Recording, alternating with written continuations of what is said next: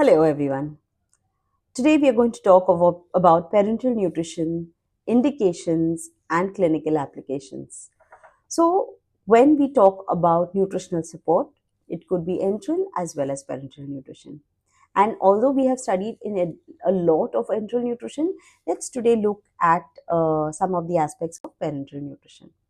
I'm Dr. Eileen Canday. We're going to talk today on parental nutrition. So, what are the indications of parental nutrition? So, either you talk about total parental nutrition or supplemental parental nutrition. What is the difference? When you're giving nutrition only through a parental source, it is total parental nutrition. But when you are doing a combination therapy, that is enteral as well as maybe oral or parental nutrition, then it is called a supplemental parental nutrition. And therefore, according to the recommendations that is given by ESPN, that is ESPN, parental nutrition should be considered only in certain conditions, and that is when there is non-functional gastrointestinal tract. It could be because of intestinal perforation, mechanical obstructions, there could be a paralytic ileus, or there could be a severe malabsorption issues, and therefore in such cases the gut cannot be fed, and therefore the gut sometimes cannot be accessed because due to an anastomotic leak or a surgical reason, like there is a trauma, or there is high output fistula and certain post-operative complications. So enteral nutrition, when it is you are unable to give enteral nutrition at any circumstances, or when it is unsafe, like there is an intestinal ischemia, or the patient is severely hemodynamically, and there is no ways you can feed the patient enterally, sometimes severe vomiting, diarrhea, which is not really a reason to, but there are times when it is just not possible to feed the gut, and therefore you have to rely either on SPN or enteral nutrition through a source. Now, coming to the timing of parenteral nutrition, it also depends upon the severity. Now, parenteral nutrition usually is introduced between 3 days to 7 days, and if the nutritional targets are not met enterally, okay, when we do targets of nutrition, we find out that patient has not been able to be fed for a very long time through an enteral source, and therefore you give parenteral nutrition. So in certain situation, of course, if the gut works, use it, but if it doesn't work, that's when you have to look out for parenteral nutrition.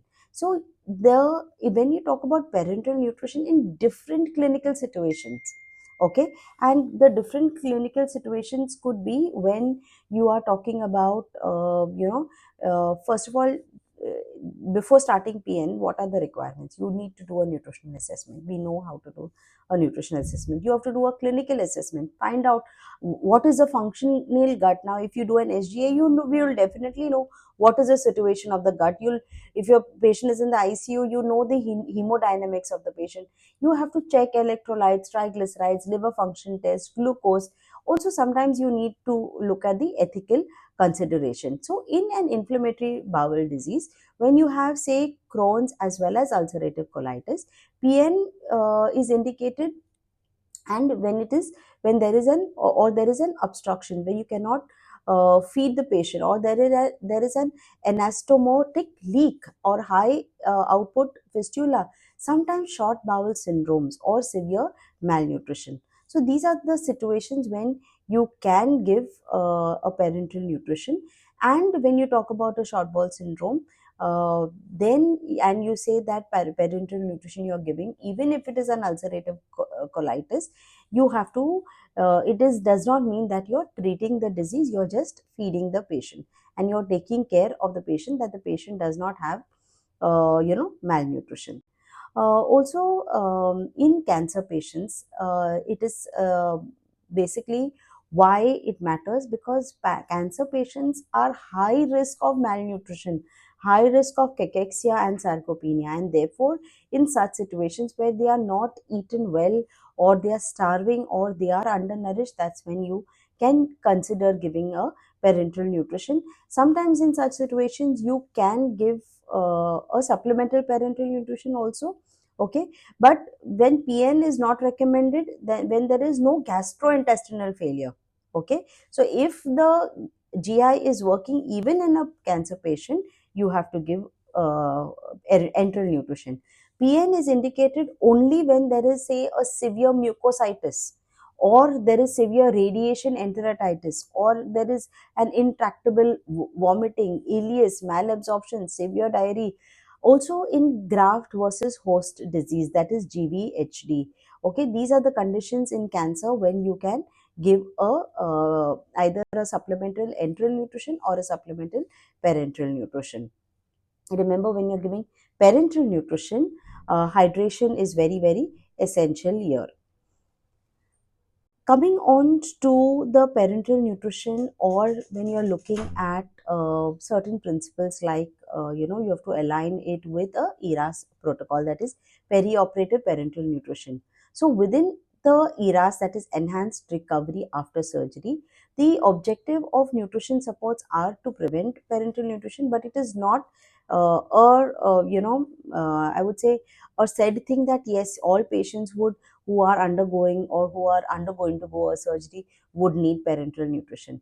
Okay, so first you need to understand whether the patient is actually adequately taking caloric requirements from oral plus enteral, and if it is 50% of the requirement for more than 7 days, only then you can think of parenteral nutrition. But otherwise you should not be thinking of parenteral nutrition. So 7 to 14 days before surgery could be okay, and therefore you have to take that clinical decision. Not all patients who are perioperative require PN or even ERAS. Then coming to the main topic of versus PN versus EN. Actually, there's nothing like PN versus EN. There is no fight happening here. If a PN is required, a PN is required, and if an EN is required, an EN is required. So therefore, we have to understand the indications and rather not say that, oh, this is better than that, or one is preferred to the other. It is not about the preference, it is about the clinical judgment and the clinical requirement. So early enteral nutrition, we definitely know that it will reduce the infectious complications. And if you can feed the patient, go ahead and feed. Yeah, you don't need to wait to give a PN. Yes, if you are trying to just overfeed the patient, then that is an issue, because overfeed can be more harmful.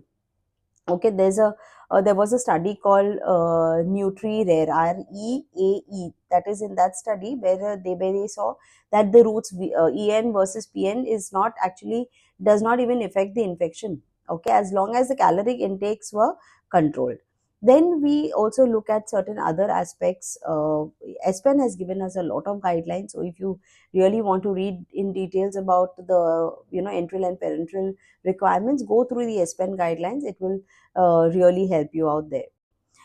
Then coming on to the timing of PN in the ICU, we said that usually 3 to 7 days when the oral intake is not enough.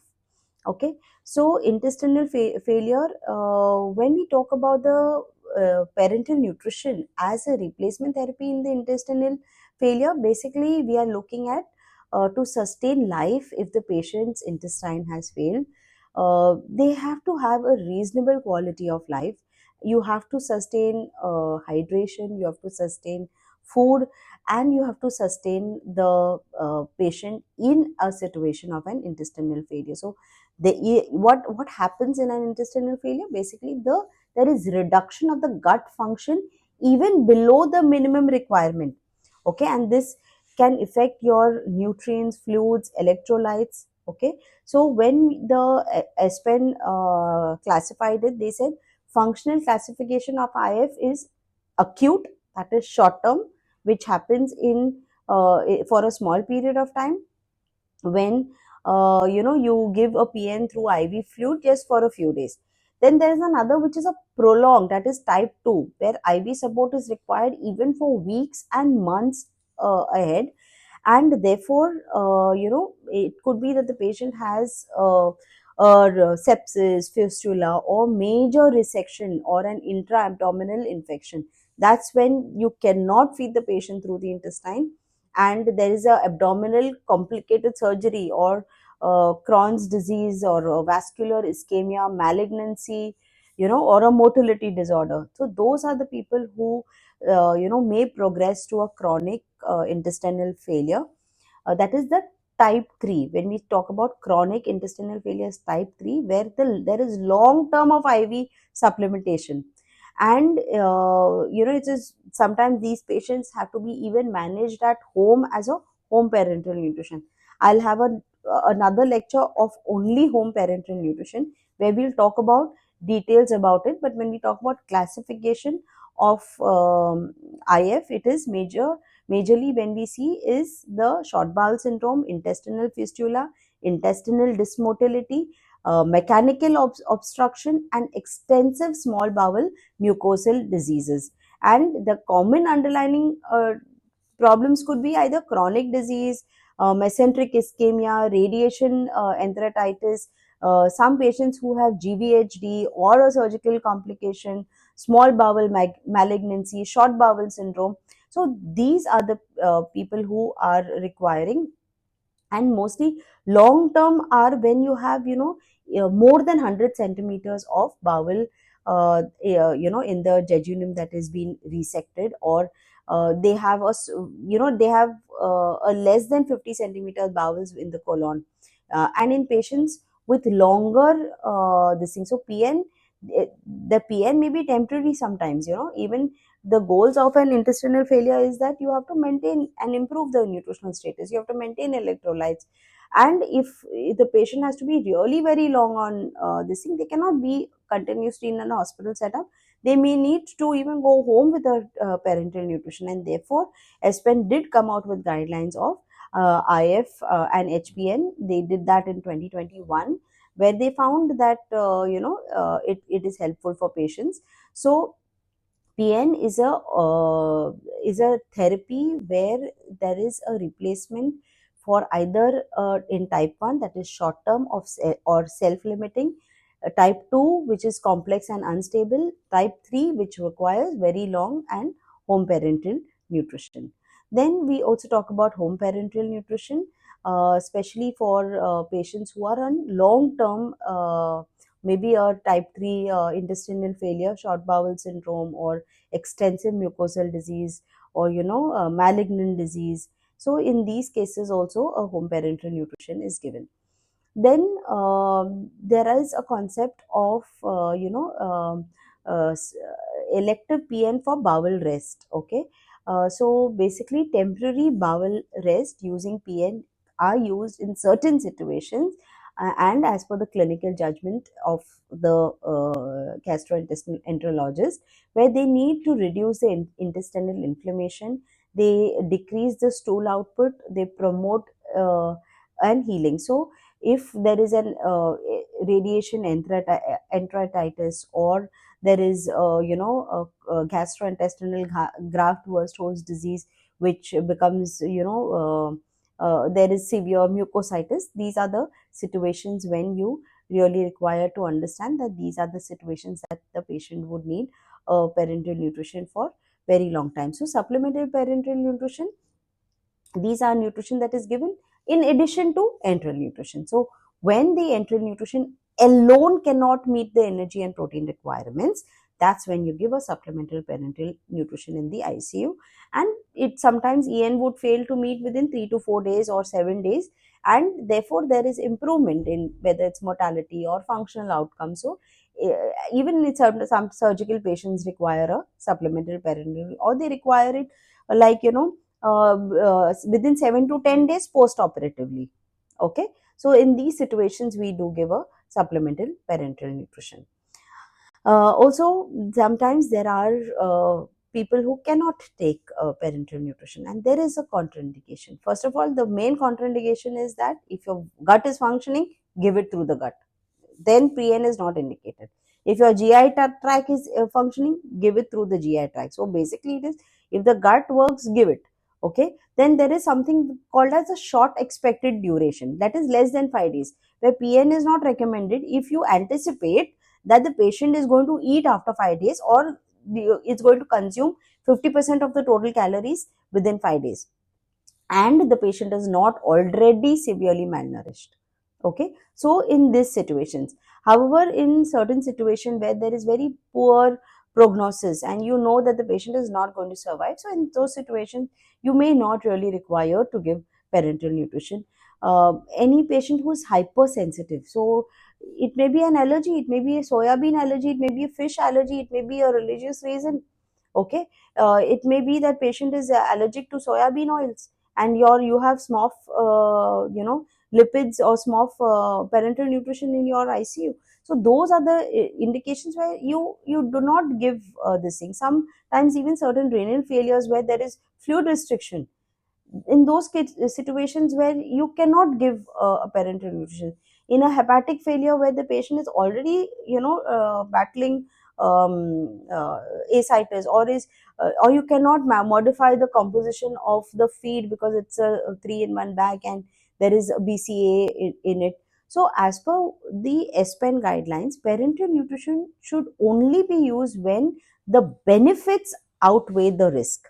Okay, so if there is benefit and there is no risk, more risk or more complication after you have given a parenteral nutrition, that's when you need to go. So your clinical judgment, multidisciplinary team approach is very, very important, and therefore you need to understand that you it's not a one-person decision of when to give parenteral nutrition and how much to give parenteral nutrition.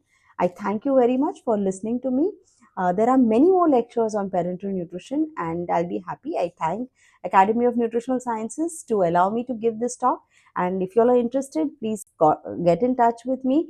Also, you can purchase my books on dysphagia, transplant, and vegan books on either on Kindle, or you can get in touch with me. I will give it to you. If you want to know about what we are doing next and what are the other lectures that are happening, please do follow Academy of Nutritional Science on Instagram, or you join the WhatsApp group. They will definitely help you out with the upcoming lectures. I thank you very much for listening to me.